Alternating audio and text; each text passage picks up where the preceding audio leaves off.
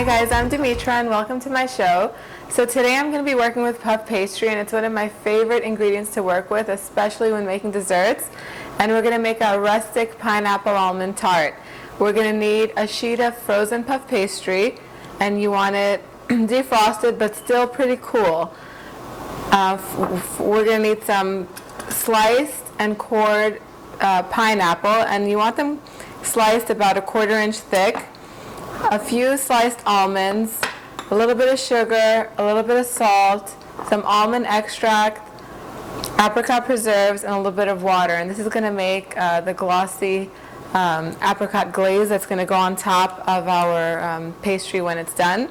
So we're just going to begin by combining our sugar with our salt. And salt goes in every even dessert. It goes into savory things, of course, but it goes in dessert.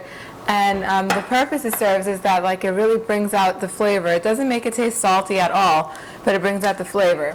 So before we begin, we're just going to prick the puff pastry sheet all around with a fork.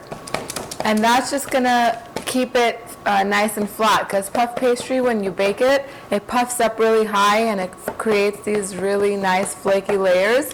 But we don't really want that with this dish. We're not making a Napoleon. So we're just going to prick it all over as much as we can.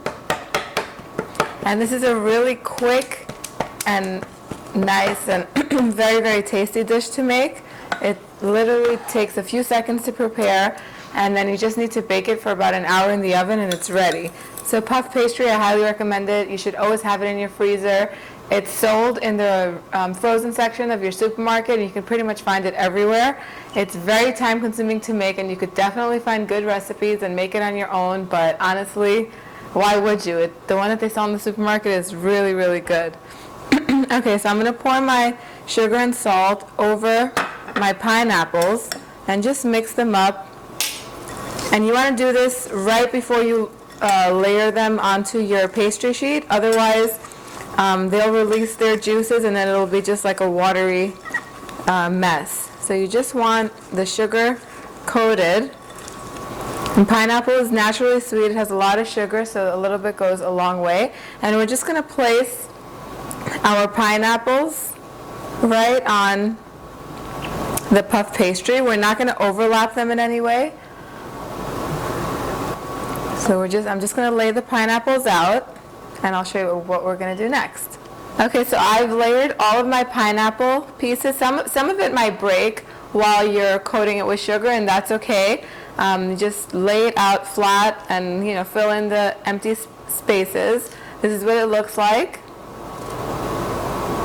And underneath the puff pastry, make sure to line your baking tray with a sheet of parchment paper, so that way it's really easy. The sugar is kind of gonna fall over the puff pastry onto the sheet, and it's gonna kind of caramelize and stick. So you want to make sure you put a sheet of parchment paper so that way it releases easily. So now all I'm gonna do is just sprinkle my sliced almonds, more so in between the pineapple than on top, like in those spaces. My oven is set and it's already preheated at 400 degrees. I'm going to pop this in the oven and let it cook for 45 minutes to an hour until the sides of the puff pastry are going to sort of puff up. It's going to turn nice and golden on top, and I'm going to take it out. And in the meantime, after I put this in, I'm going to prepare my apricot glaze to go on top. Alright, so I took my pineapple tart out of the oven, and it baked for exactly an hour at 400 degrees. And as you can see, the pineapples have roasted, and all around the tart has kind of turned a nice golden brown. It looks so pretty. But now we're going to make the topping that's going to make it glisten and shine and give it even more flavor.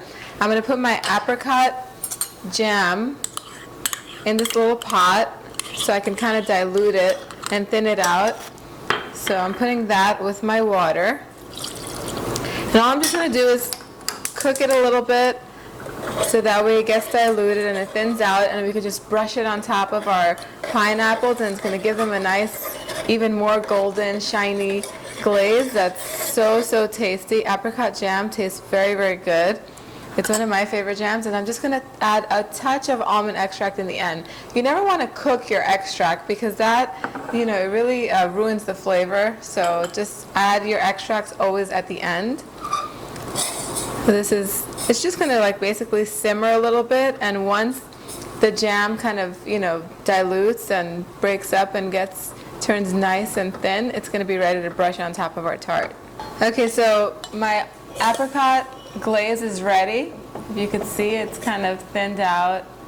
It's not watery. It's just a little thin enough just to spread on top. Now, I usually don't really measure when I'm using vanilla extract, but almond extract is very intense, so you don't want to put too much because then it'll be too overpowering.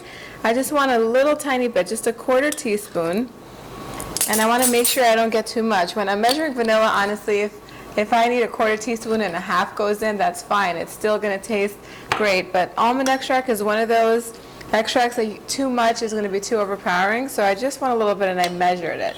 So now I'm just going to brush this apricot glaze over the whole tart. That's it. I would dig into this, but the last time I took a bite of a pastry that has hot fruit on it or in it, I burned the roof of my mouth so bad, so I'm going to wait until it cools down. You guys go on www.dimitrasdishes.com, get this recipe, make it. Please post pictures. You guys email me and Facebook message me on Facebook, but I would love to see comments and messages on my channel on YouTube. It's a new channel, so I love to see what you guys have to say.